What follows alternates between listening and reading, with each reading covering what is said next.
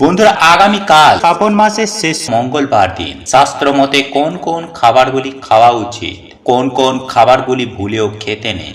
এছাড়াও পরমেশ্বর ভগবান শ্রীকৃষ্ণ বলেন আগামীকাল শ্রাবণ মাসের শেষ মঙ্গলবার দিন যে ব্যক্তি এই ফুল ও ফল পায় সেই ব্যক্তির পৃথিবী বদলে যায়। কারণ এই ফুল ও ফল কোনো সাধারণ ফুল ফল নয়, এটি হলো সৌভাগ্যের চাবি। যারা পায় তাদের জীবন অর্থ সুখ সৌভাগ্যে ভরে ওঠে। বাড়ি থেকে সমস্ত রকমের নেগেটিভ এনার্জির নাশ করে দেয়। ফলে বাস্তু দোষ, দুর্ভাগ্য, দারিদ্রতা সুনিশ্চিতভাবেই কেটে যায়। এই দিনে ঈশ্বরের নাম দান পুণ্যে বিশেষ মাহাত্ম্য রয়েছে। এই দিনে পূর্বপুরুষের আত্মার শান্তি কামনা করে ভগবানের কাছে ধূপ ধুনো দেখানো উচিত। বন্ধুরা এই দিনে সকালে ঘুম থেকে উঠেই আপনারা রাম নাম নিতে একদম ভুলবেন না। কারণ বন্ধুরা যার মুখে রাম নাম আছে তার সাথেই হনুমানজি নিজে রয়েছে। তাই সকালে ঘুম থেকে উঠেই আপনারা এই মন্ত্রটি বলতে একদম ভুলবেন না।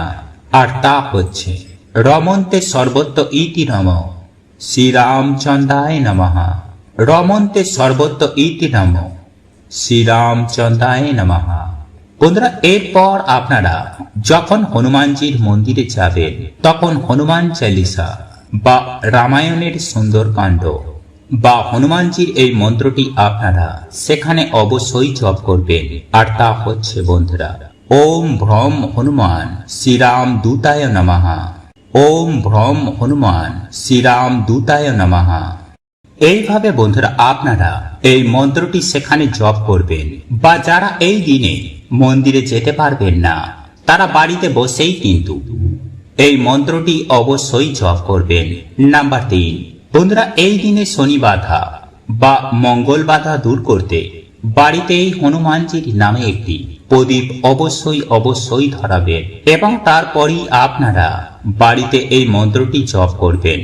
এছাড়াও বন্ধুরা এই দিনে হনুমানজির নামে কুকুর, গরু, হনুমান কিংবা পিঁপড়েকে মানে এমন অসহায় জীবজন্তুকে কিছু খাদ্য খাওয়ালে হনুমানজি অত্যন্তই প্রসন্ন হন এবং সেই ব্যক্তিকে তিনি সমস্ত রকমের বাধা বিপত্তি থেকে সারা জীবন রক্ষা করেন।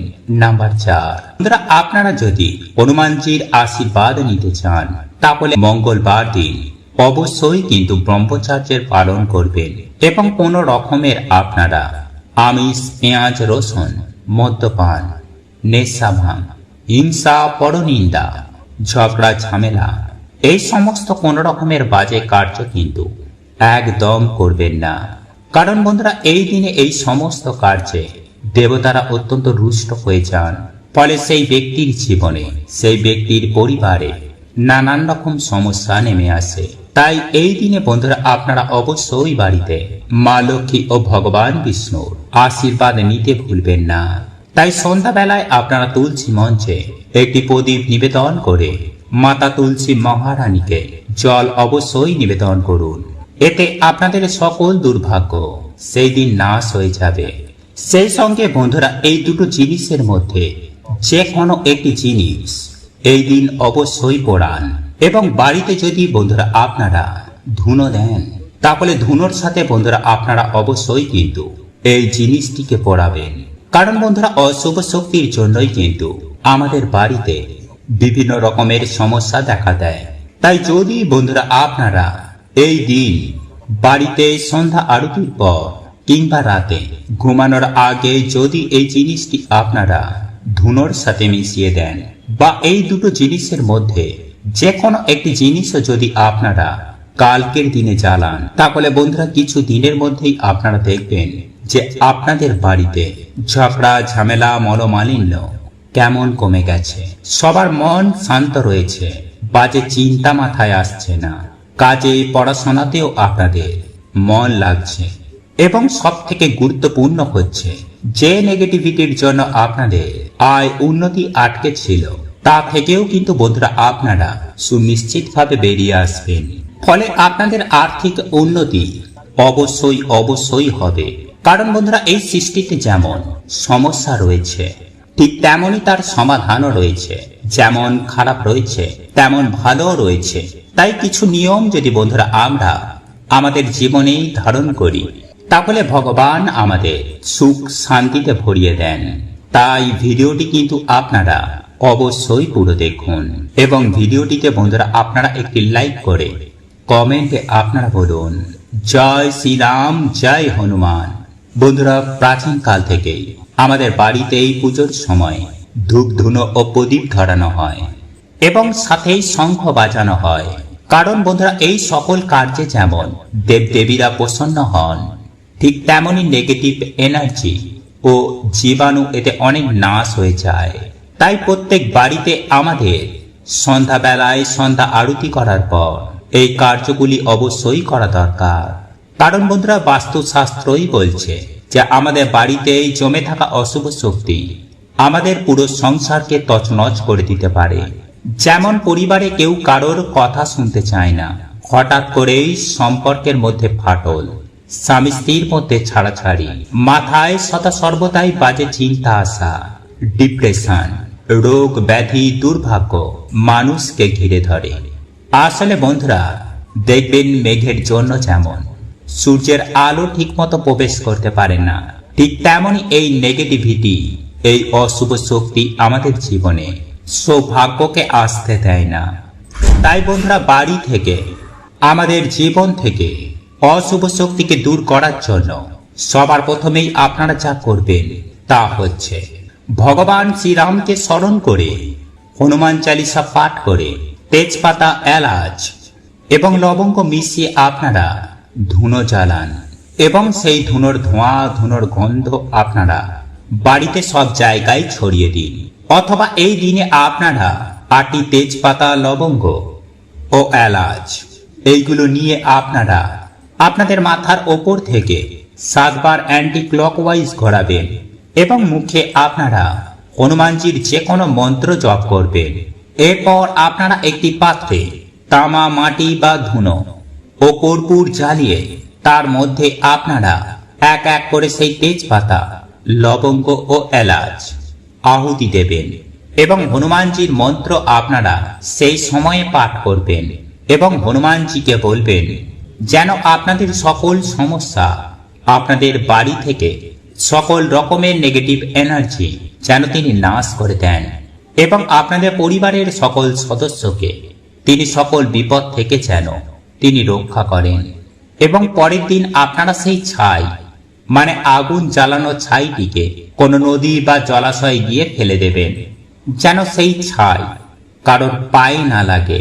তাই এই দিনে বন্ধুরা, আপনারা সকাল সকাল ঘুম থেকে উঠে স্নান করে শুদ্ধ বস্ত্র পরিধান করে হনুমানজি এবং ভগবান শ্রীরাম ও মাতা সীতার পুজো অর্চনা করতে একদম ভুলবেন না।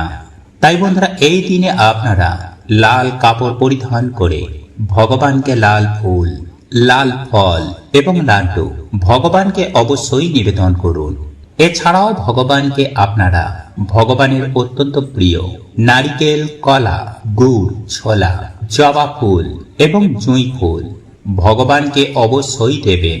তাই এই দিনে বন্ধুরা, আপনারা একটি জবা ফুলের মালা ভগবানকে নিবেদন করতে একদমই ভুলবেন না। এবং সব থেকে বন্ধুরা গুরুত্বপূর্ণ কাজ হচ্ছে আপনারা এই দিনে হনুমানজির মন্দিরে গিয়ে একটি প্রদীপ জ্বালাতে কিন্তু একদম ভুলবেন না। এবং যদি বন্ধুরা আপনাদের কোনো মনোবাসনা থাকে বা যদি আপনাদের কোনো শত্রু আপনাদেরকে খুবই বিরক্ত করছে, তাহলে এই দিনে বন্ধুরা আপনারা 11টি বট পাতা বা 11টি অশ্বত্থ পাতাতে আপনারা লাল চন্দন এবং জুঁই ফুলের তেল দিয়ে রাম সীতা কিংবা জয় শ্রীরাম লিখে হনুমানজিকে অর্পণ করে নিজের মনোবাসনা বললে তা অবশ্যই পূর্ণ হয়ে যায়। এছাড়াও এই দিনে বন্ধুরা হনুমানজির চরণে সিঁদুর এবং পান পাতা অর্পণ করলে মানুষের সকল মনোবাসনা স্বয়ং হনুমানজি পূর্ণ করে দেন। এবং হনুমানজির ভোগে কিন্তু বন্ধুরা আপনারা অবশ্যই তুলসী পত্র নিবেদন করতে ভুলবেন না, কিন্তু ভুলেও তুলসী পত্র আপনারা হনুমানজির চরণে দেবেন না, এতে কিন্তু ঘোর দুর্ভাগ্য নেমে আসে। নাম্বার 2, বন্ধুরা এই দিনে ভুল করেও ওল, কচু, মান খিদেতে মরে গেলেও খাবেন না। শাস্ত্রমতে মনে করা হয় এই খাবারগুলি এই মাসের মঙ্গলবার দিন গ্রহণ করলে চরম ভয়ঙ্কর দারিদ্রতার শিকার হয়ে পড়বে, সেই সঙ্গে সঙ্গেই সারা বছর রোগে ভুগবেন, জ্বলে মরবেন। নাম্বার 3, বন্ধুরা আপনারা যদি অখণ্ড সৌভাগ্য অধিকারী হতে চান, আপনারা যদি চান আপনাদের নিজেদের একটা বাড়ি হোক, নিজেদের একটা গাড়ি হোক, আপনারা যদি চান খুব অল্প সময়ের মধ্যে খুব দ্রুততার সঙ্গে কোটি কোটি টাকার মালিক হতে, তাহলে এই দিন বোঁদের লাড্ডু হনুমানজিকে অর্পণ করুন এবং আপনাদের মনোবাসনা, আপনাদের মনের ইচ্ছা অর্থাৎ আপনারা কি চান তা হনুমানজিকে জানান। তারপর হনুমানজিকে নিবেদন করা লাড্ডু প্রসাদ স্বরূপ বাড়ির সকলে মিলে তা গ্রহণ করুন। দেখবেন এতে স্বয়ং ভগবান হনুমানজির আশীর্বাদ পাবেন। তবে সব থেকে বড় কথা হল এই দিনে আম, কলা, নারকেল, সবেদা, পেয়ারা এই 5টি ফল যদি হনুমানজিকে দান করতে পারেন, তাহলে আপনারা প্রচুর পরিমাণে সুফল পাবেন। হ্যাঁ বন্ধুরা, হনুমানজির আশীর্বাদে আপনারা রাতারাতি কোটিপতি হয়ে যাবেন। কারণ এই ফল কোনো সাধারণ ফল নয়। পরমেশ্বর ভগবান শ্রীকৃষ্ণ বিষ্ণু পুরাণে বলেছেন, এই ফল এই দিনে যারা পায় তাদের পৃথিবী বদলে যায়। কারণ এই ফল হলো সৌভাগ্যের চাবি, এগুলি কোনো সাধারণ ফল নয়। তবে হ্যাঁ বন্ধুরা, আপনারা যদি এই উপায় বা ক্রিয়াটি একবার করেন, এই প্রসঙ্গে কোনো কিছুই আপনারা কাউকে বলবেন না। সে যত বড়ই আপনার নিকটতম আত্মীয় পরিজন হোক না কেন, কাউকেই এই বিষয়ে আপনারা কিছু বলবেন না। নতুবা যে কাজটি আপনারা করবেন সেটার কিন্তু কোনো ফলই পাবেন না। বন্ধুরা, এই ঋণ বলুন বা আর্থিক সমস্যা মানুষের জীবনে বিভিন্ন কারণে নেমে আসতে পারে। সেটা হতে পারে বাস্তু দোষ কিংবা গ্রহের সঠিক জায়গায় অবস্থান না করায়, সেটিও কিন্তু একটি কারণ হতে পারে।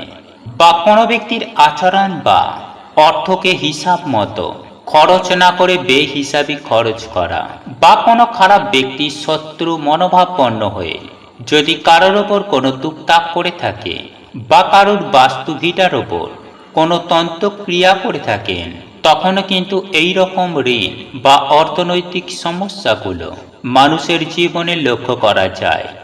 এছাড়াও নানান রকম কারণের জন্যেও মানুষের জীবনে চরমভাবে অর্থনৈতিক কষ্ট নেমে আসে।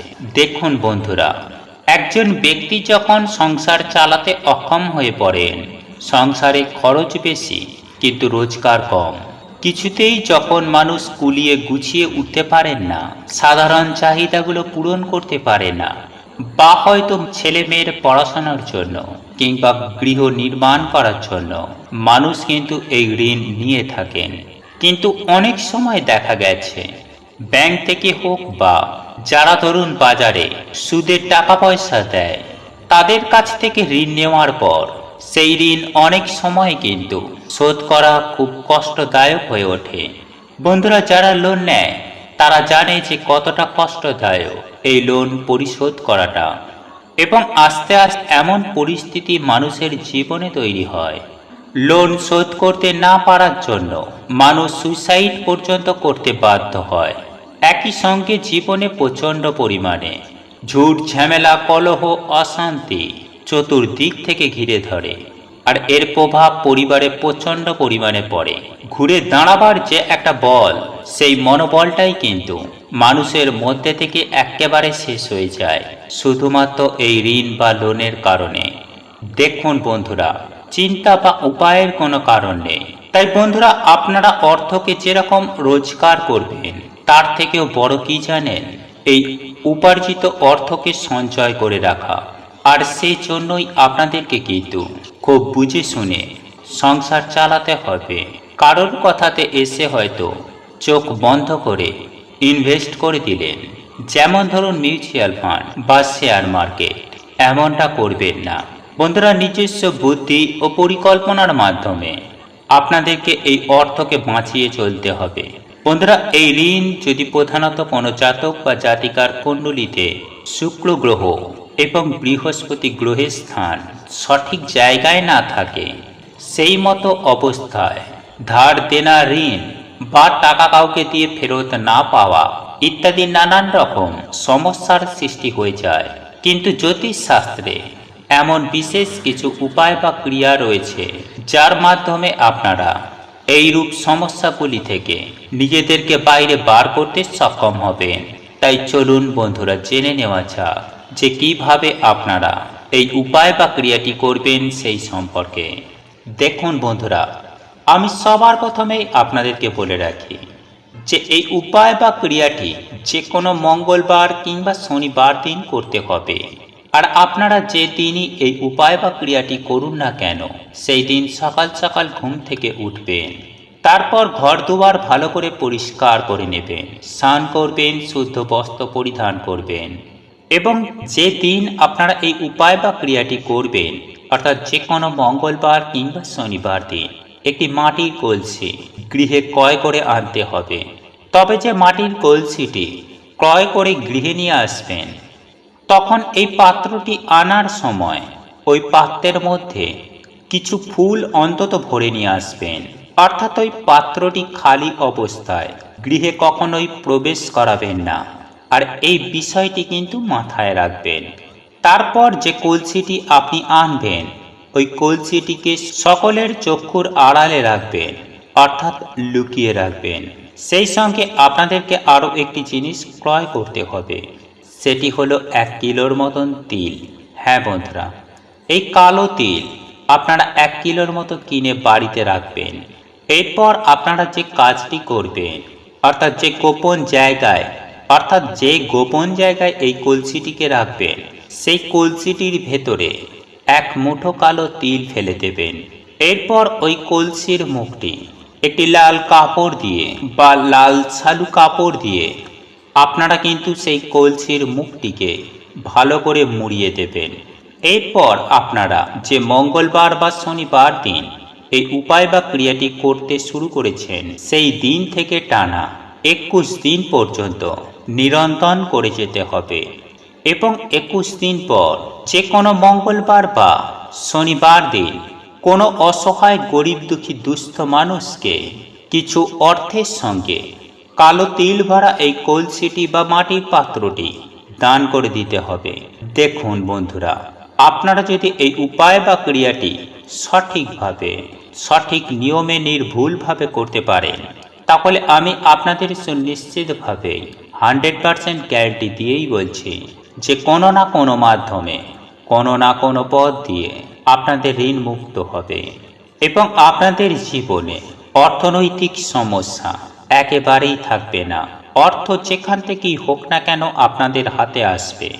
আপনারা যে দীর্ঘদিন ধরে মানসিক জ্বালা যন্ত্রণায় ভুগছেন, সেই ভোগান্তি থেকে অবশ্যই আপনারা কিন্তু সুনিশ্চিতভাবে মুক্ত হয়ে যাবেন। বন্ধুরা, এই উপায় বা ক্রিয়াটি পরীক্ষিত প্রমাণিত একটি উপায় এবং তন্ত্রশাস্ত্রে এই উপায় বা ক্রিয়াটি কিন্তু বর্ণিত রয়েছে।